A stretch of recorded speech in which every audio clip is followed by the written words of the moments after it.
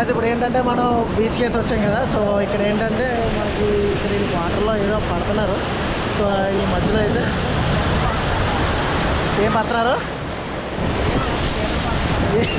పీతలు పడుతున్నారంట. ఇక్కడైతే వీళ్ళైతే లోపలైతే పీతలు అయితే పడుతున్నారంట మొత్తం.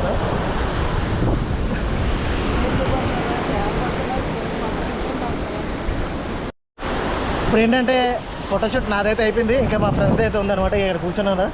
సో వాళ్ళది అయిపోయిన తర్వాత అప్పుడు మేము స్విమ్ అనేది స్టార్ట్ చేస్తాం అనమాట.